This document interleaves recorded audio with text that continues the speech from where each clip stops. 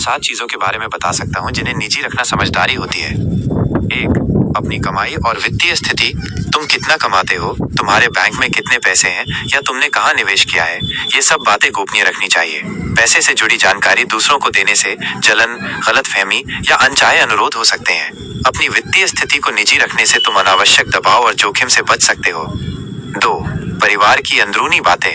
हर परिवार में कुछ न कुछ छोटी मोटी समस्याएं या असहमति होती रहती हैं। अपने परिवार के झगड़े, कमियां या निजी परेशानियों को बाहर के लोगों के साथ साझा करना सही नहीं होता।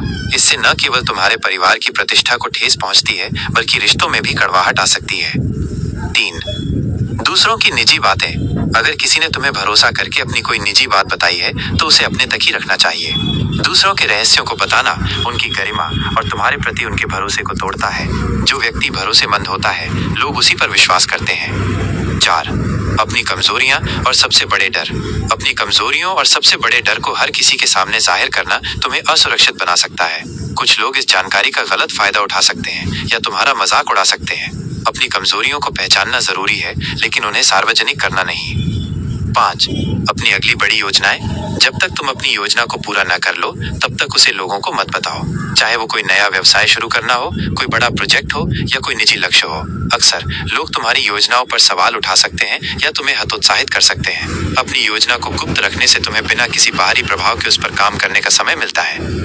6. अपने अच्छे काम या दान। अगर तुमने किसी की मदद की है या कोई नेक काम किया है तो उसका ढोल पीटना जरूरी नहीं है। निस्वार्थ भाव से किया गया अच्छा काम ज्यादा मूल्यवान होता है।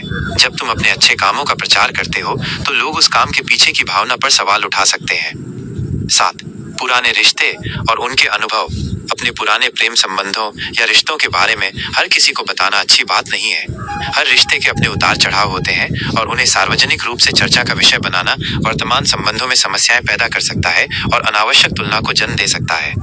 ये सभी बातें तुम्हारी निजी जिंदगी को सुरक्षित और शांत रखने में मदद करती हैं।